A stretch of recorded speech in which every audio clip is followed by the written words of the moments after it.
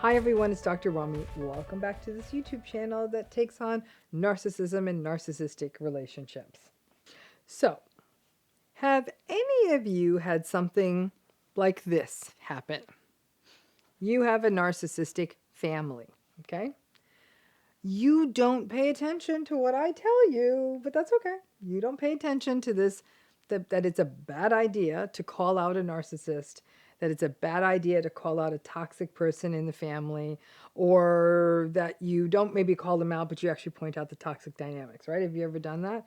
Maybe you try to point out a family member who's always making themselves the victim, or that a family member is always triangulating, or someone is thriving on chaos, or a family member who keeps talking about their accomplishments and is very grandiose. You try to point out this pattern. You even frame it as being unhealthy. You ever done that? I get it if you did, especially if you're around your family a lot. But then you do that, and guess what? And then you're called jealous. Trying to bring clarity into a narcissistic family system is a thankless task at best, self-immolation, or basically setting yourself on fire at worst. There is still that darned hope that plagues everyone in these relationships. Maybe if I can find a gentle way to point it out, then maybe we can work towards something normal, or people will finally see the truth I am speaking.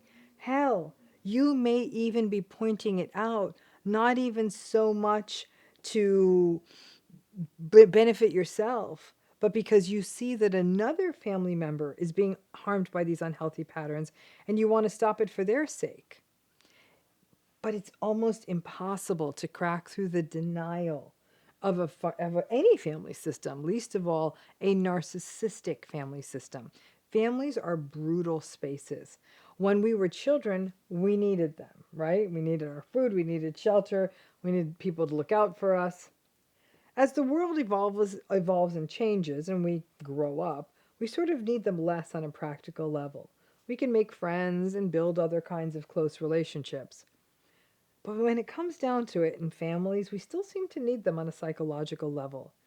These places of our histories, our early attachments, our hope of having a space where people look like us and know our histories and were genetically or custodially assigned to us. So there's a lot of investment in making families work, even when they are woefully broken. There is a lot of shame when a person doesn't have a healthy, functioning family system.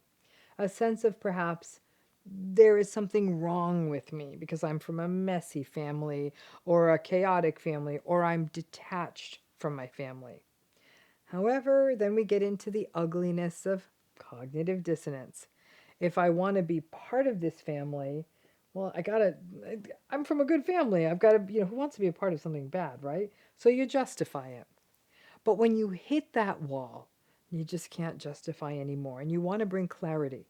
Many people will say that they were told that they are just jealous or covetous of the toxic person who's often a sibling in the family. That will happen. You're sort of pointing out a pattern in a sibling. Oh, you're just jealous that your sister's getting married.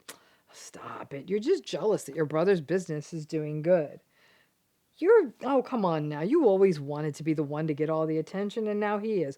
However they frame it, you're trying to point something out. Now you're jealous, right? So now it's twice as bad.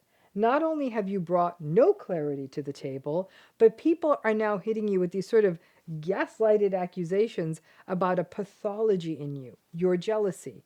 You may even pause and wonder, am I? Maybe I am jealous of my sister.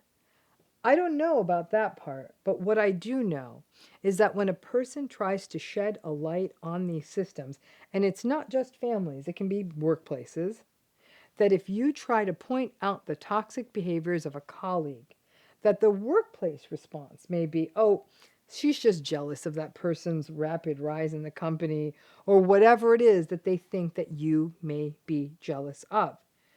It kind of effectively silences you too. You don't feel like you can point it out because you don't want to have that accusation, especially if it's not true. Now, these accusations of jealousy, when people try to take on narcissistic people or point out the patterns, can be unsettling and angering. It can shut down the discourse, but like I said, nobody wants to be seen as jealous. can also foster self-doubt and even self-blame. It can reinforce a false narrative within a family system.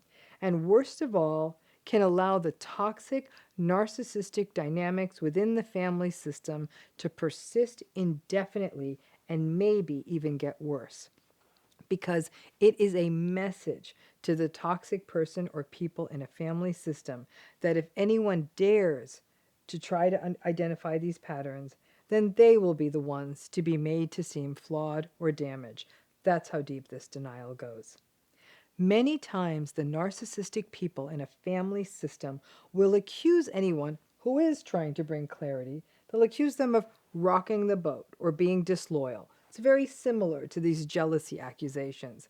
This is depressing because it's really a wake-up call that it is very rare to be able to bring these dynamics to light and have people see them. If you see them, often the best you can hope for is to disengage, keep these folks at arm's length, practice some radical acceptance, and honestly, your disengagement may mean that other people are having to start to bear the wrath of the narcissist in the system, or they may have to see it more clearly because you're not there anymore, and they may come over to your more clear and wise side of the street on their own without you having to point it out and be called the jealous one. Let me know if this has ever happened to you. It's angering when it does. Thanks again.